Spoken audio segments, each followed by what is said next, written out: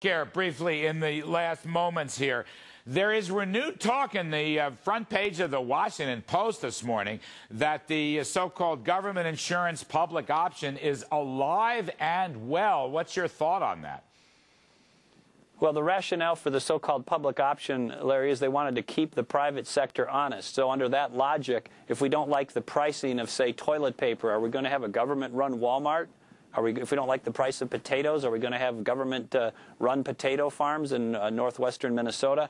I don't think so. It's a very dangerous mindset. It's a very dangerous worldview. It's corrosive to the pillars of private enterprise and markets. I don't like the idea of federalizing the health care in this country. I know you don't either.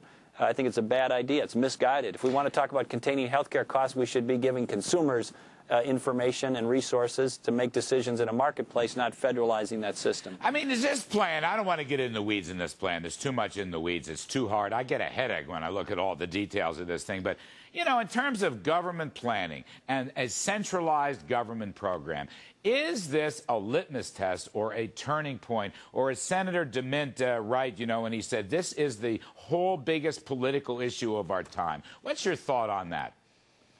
Well, if they succeed in bringing into the federal government 1/7 of our economy, it's a huge turning point of a historical magnitude. It's also a big bait-and-switch operation. They said we need to do things to control costs. Now what they're really doing is just expanding access. The CBO and others have said this thing isn't going to control costs. It's not going to add to the federal spending. It isn't going to do much, if anything, to control premiums for people like you and me and our fellow citizens who are worried about cost containment. But I agree that this is a fork in the road for the policy direction of the country. It's a case study for people's philosophical view about the role of markets and individuals versus government.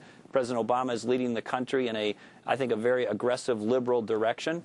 And he ran as somebody, but he's governing as a very aggressive and traditional left of center leader, really a liberal leader. Governor, you were out in the California Conservative Political Action Committee. You got very good reviews, at least one. I saw the Human Events article by John Gizzi. They say you did very well. When will you declare your nomination, sir, your candidacy? Larry, I'm going to finish my job here as governor over the next year and some months. I'm the vice chair of the Republican Governors Association, so I'm going to travel and speak on that. I've started a PAC.